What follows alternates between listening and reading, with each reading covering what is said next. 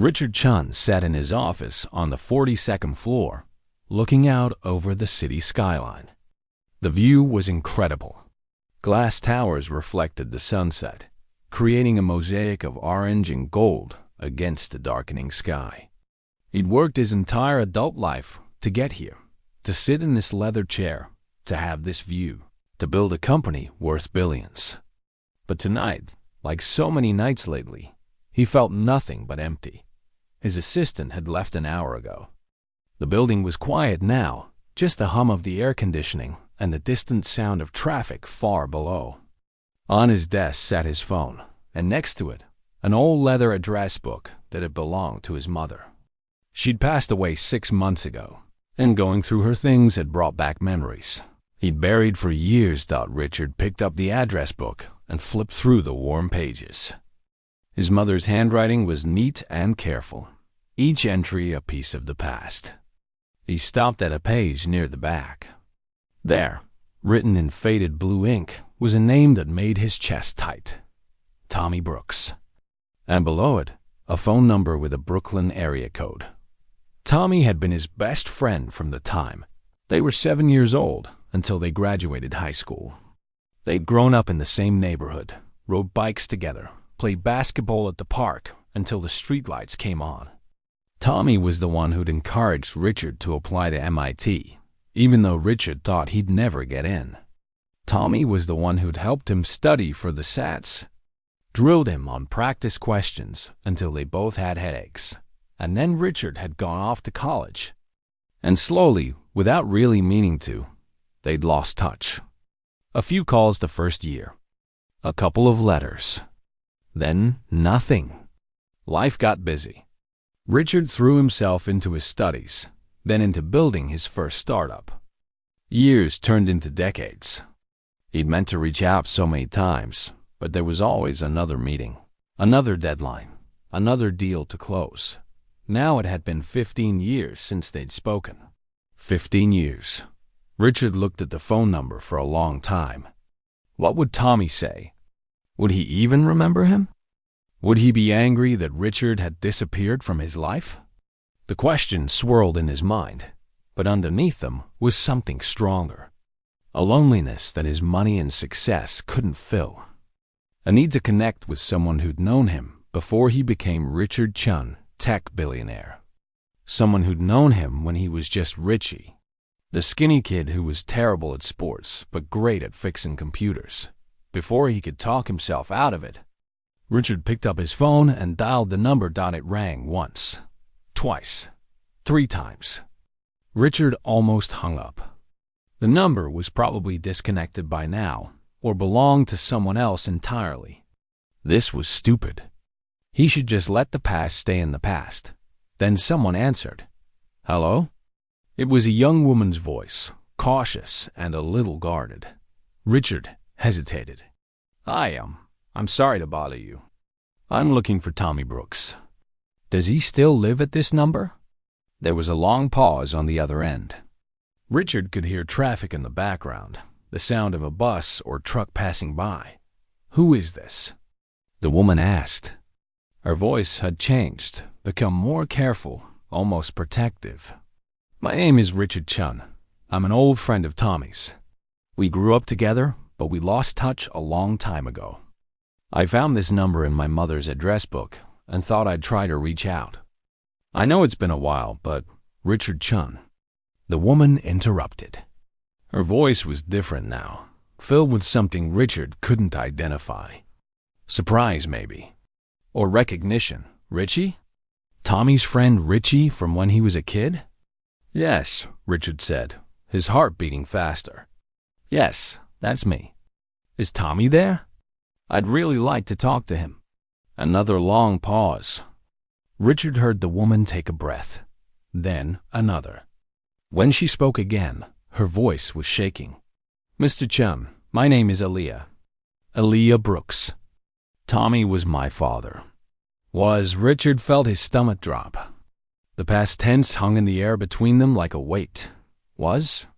He whispered. He passed away 2 years ago. Cancer. It happened pretty fast, once they found it. He was only 50 years old. Richard felt like he'd been punched in the chest. Tommy was gone. His best friend, the person who'd believed in him when no one else did, was dead. And Richard hadn't even known. He'd been so caught up in his own world that he hadn't noticed, hadn't reached out, hadn't been there. "I'm so sorry," Richard managed to say. "I didn't know. I should have. I should have called sooner. I should have stayed in touch. God, I'm so sorry." He heard Elias sniffle on the other end. "It's okay. He talked about you sometimes, you know? Called you Richie. He'd see your picture in the news or read about your company online, and he'd smile. He was proud of you. Real proud." Richard felt tears running down his face. He didn't try to stop them.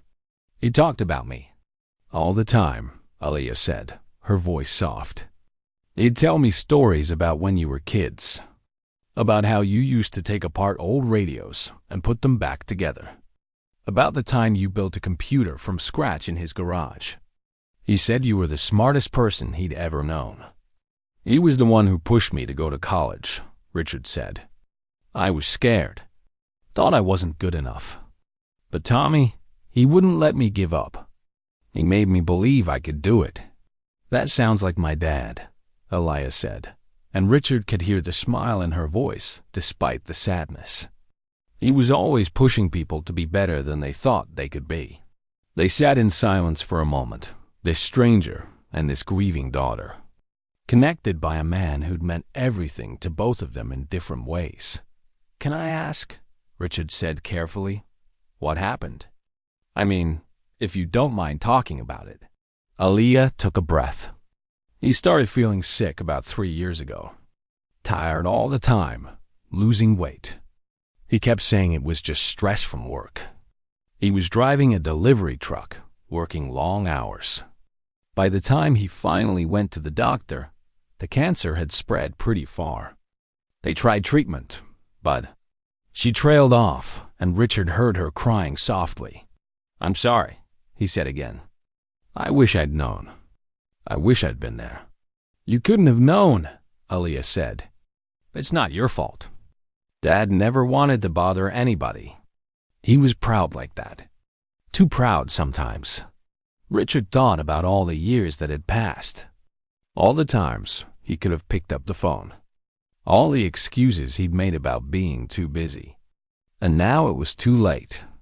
Tommy was gone, and Richard would never get the chance to thank him, to tell him how much their friendship had meant, to let him know that every success Richard had achieved was built on the foundation Tommy had helped create.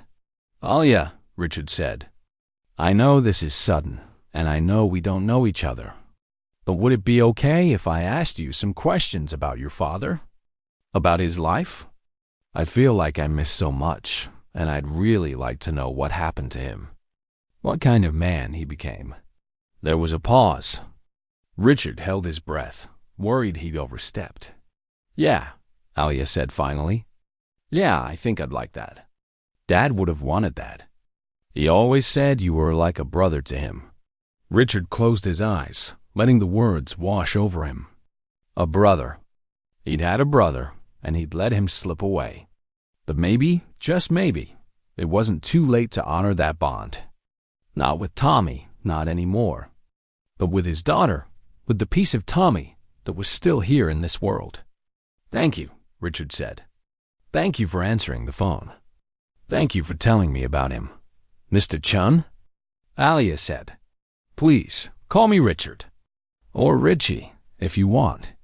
"Richie," she said, testing out the name. "I think my dad would have liked knowing you called. He never stopped missing you, you know? He kept a picture of you two as kids in his wallet. I found it when we were going through his things." Richard couldn't speak. He put his hand over his mouth, trying to hold back the sobs that wanted to break free. In his expensive office with his expensive view, surrounded by all the markers of his success, Richard Chun had never felt more broken, or more determined to make things right somehow. Even though the person who mattered most was gone, Richard didn't hang up the phone. He couldn't. Something about Aaliyah's voice, about the connection to Tommy, made him want to hold on to this conversation for as long as possible. He wiped his eyes with the back of his hand and tried to steady his breathing. "Aaliyah," he said, "if you have time, I'd really like to hear about your father. About what his life was like. Only if you're comfortable with that." He heard rustling on her end, like she was shifting position. "I'm on my break right now. I work at a diner about 10 minutes from the house. I've got maybe 20 minutes before I have to get back. You're at work right now? I'm sorry. I didn't mean to interrupt your day." "No, it's okay," Aaliyah said. "Actually, it's kinda nice. Talking about Dad, I mean. Most people don't really want to hear about him anymore. They think enough time has passed that I should be over it." "You never get over losing someone you love," Richard said quietly. "You just learn to carry it differently." "Yeah," Aaliyah said. "Yeah, exactly." There was a moment of understanding between them. Two people who'd both lost someone important in different ways. Richard had lost his mother recently. Aaliyah had lost her father. They both knew that specific kind of grief. "So what do you want to know?" Aaliyah asked. "Everything," Richard said. "Start anywhere. I just want to understand who he became after I lost touch with him." Aaliyah was quiet for a moment, gathering her thoughts. "Wow, he worked hard. Real hard. After I was born, he took a job driving delivery trucks. Long hours, but steady pay. My mom left when I was 3. I don't really remember her much. Dad said she wanted a different kind of life, one that didn't involve being tied down. So it was just me and him after that." Richard felt a pang in his chest. Tommy had raised his daughter alone while Richard was building companies and making millions. That must have been difficult for him. "He never complained about it," Aaliyah said. "Not once.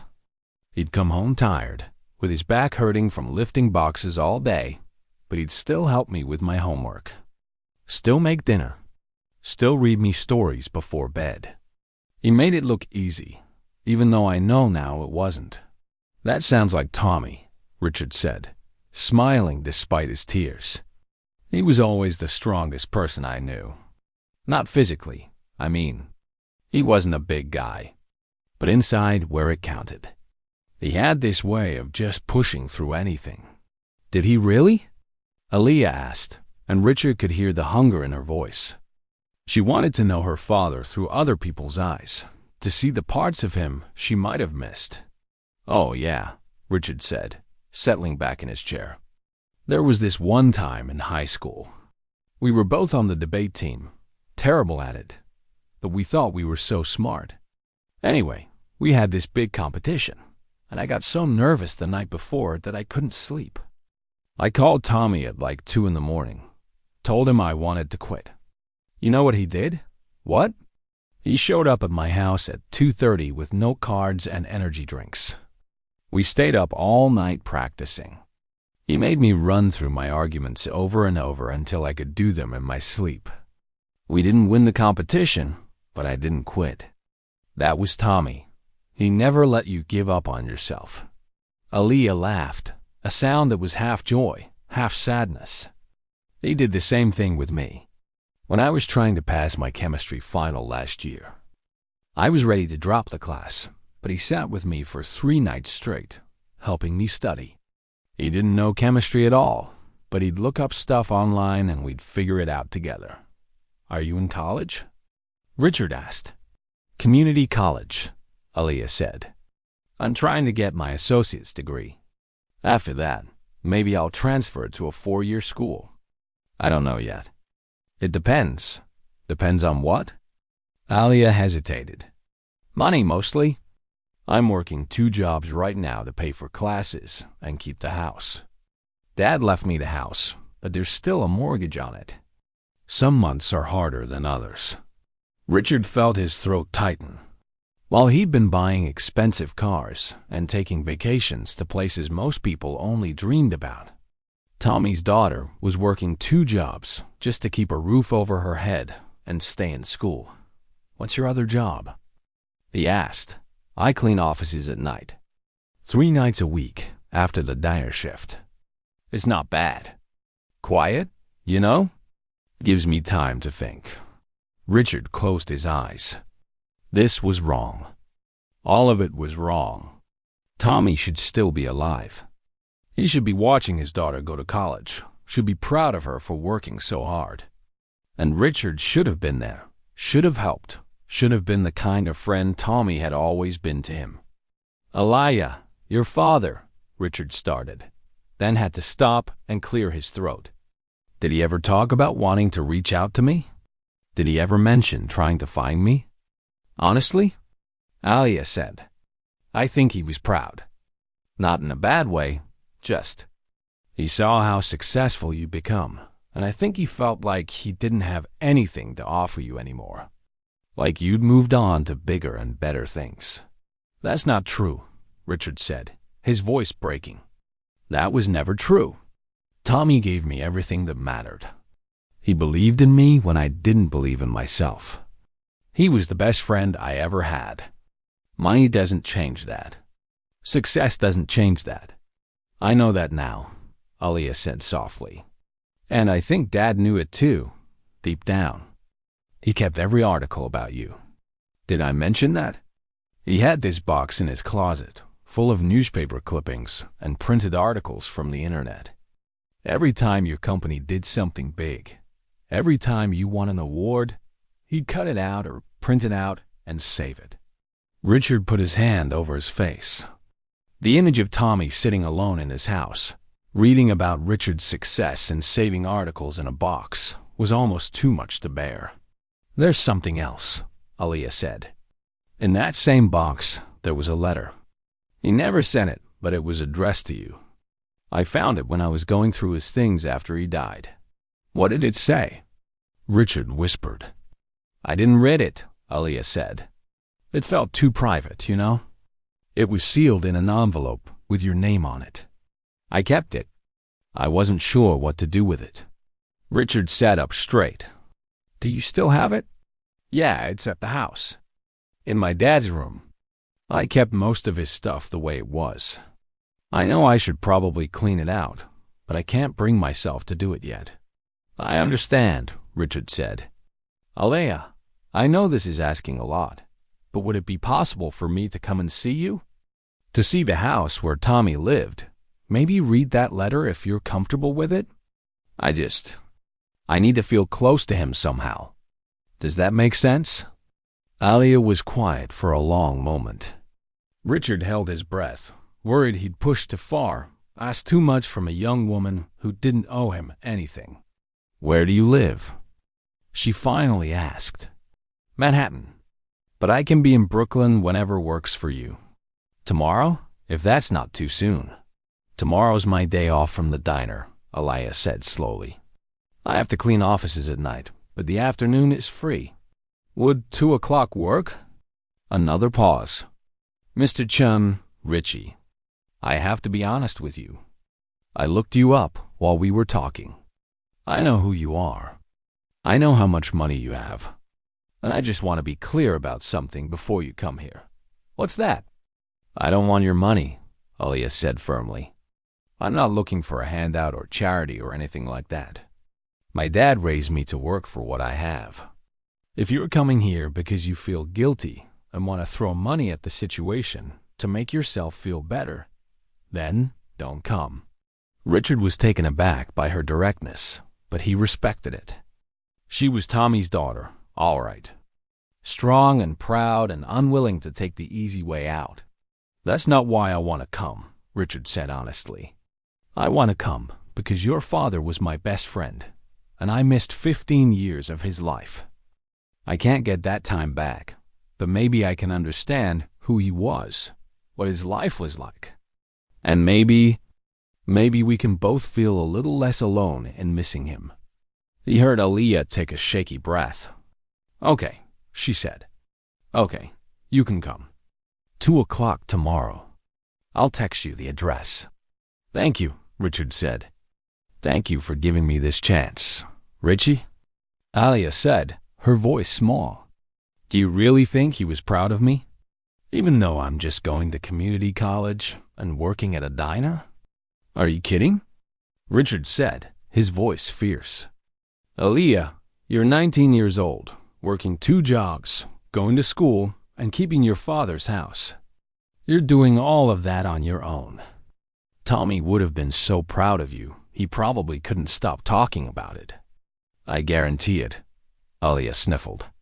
Thanks. I needed to hear that. It's the truth, Richard said.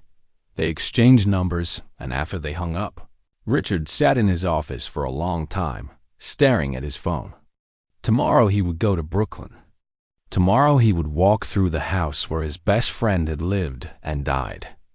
Tomorrow he would read a letter that Tommy had written but never sent, and maybe, just maybe, he'd start to find a way to make peace with all the years he'd lost. Richard's driver pulled up to the address in Brooklyn at exactly 2 o'clock. The neighborhood was nothing like the Manhattan high-rises Richard was used to. Small houses lined the street, some with peeling paint, others with neat gardens and American flags on the porches. Kids rode bikes on the sidewalk. An older man watered his lawn next door. It was quiet and ordinary, and somehow beautiful in its simplicity. The house Tommy had left to Aaliyah was a small 2-story with faded blue siding. The front porch sagged slightly on one side, and the lawn needed mowing, but there were flowers planted in pots by the door. Someone had cared for this place, even if they were struggling to maintain it. Richard told his driver to wait and walked up the cracked concrete path to the front door. Before he could knock, the door opened. Aaliyah stood there, and Richard saw Tommy immediately in her face. She had his eyes, warm and brown, and the same slight dimple in her left cheek when she gave a tentative smile. "Richie?" she said. "Aaliyah," Richard replied. "Thank you for letting me come." She stepped back to let him in. Richard noticed she was wearing jeans and a faded t-shirt from some 5,000 run.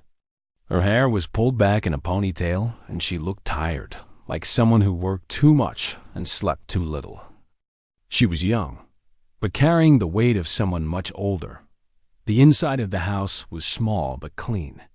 The furniture was old and worn, the kind you'd find at thrift stores or handed down from relatives. But everything was organized and tidy. Photos covered nearly every surface. Richard saw pictures of Aaliyah at different ages, school photos, and candid shots. And there, on the mantel above a small fireplace, was a photo that made Richard stop breathing. It was Tommy and Richard, maybe 16 years old, arms around each other's shoulders, grinning at the camera. Richard remembered the day it was taken. They'd just gotten their driver's licenses and felt like kings of the world. Tommy's mother had made them pose before they could take Tommy's dad's car out for the first time. "That's been there as long as I can remember," Aaliyah said softly, coming to stand beside him. "Dad's favorite picture. He'd dust that frame himself, made sure it never got dirty." Richard reached out and touched the frame gently, his fingers trembling. "We thought we were so cool that day. We drove around for 3 hours, went nowhere in particular, just drove because we could." "He told me that story," Aaliyah said. "Said it was one of the best days of his life." They stood there for a moment in silence. Then Aaliyah gestured to the couch. "Do you want to sit down? I made some iced tea. That would be nice. Thank you."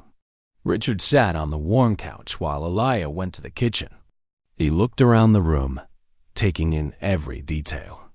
A bookshelf filled with paperbacks and some textbooks. A small TV that had to be at least 10 years old. A pile of mail on the coffee table. And Richard couldn't help but notice the red stamp on one envelope that said, "Final Notice." Aaliyah came back with 2 glasses of iced tea and sat in the armchair across from him. She caught him looking at the mail, and her jaw tightened slightly. "I'm handling it," she said defensively. "I just got a little behind this month.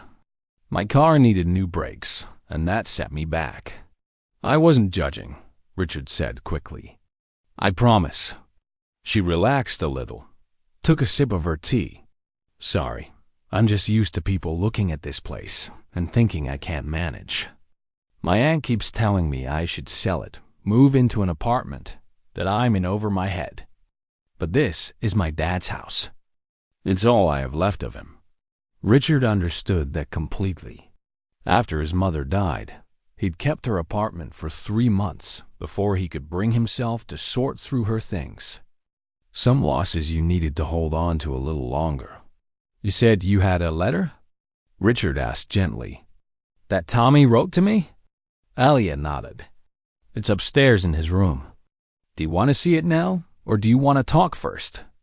"Let's talk first," Richard said. "Tell me about this house. When did Tommy buy it?" Alia's face softened. "About 10 years ago. He'd been saving forever, working extra shifts. He wanted me to have a real home, not just an apartment. A place with a yard where I could play. He was so proud when we moved in. I remember him carrying me over the threshold like I was a bride or something, making this big deal about it." She laughed at the memory, and Richard saw tears in her eyes. "He was a good father," Richard said. "The best," Alia agreed. "He never missed a school event. Not one? Parent-teacher conferences, science fairs, basketball games. He'd take time off work, lose the pay, just to be there.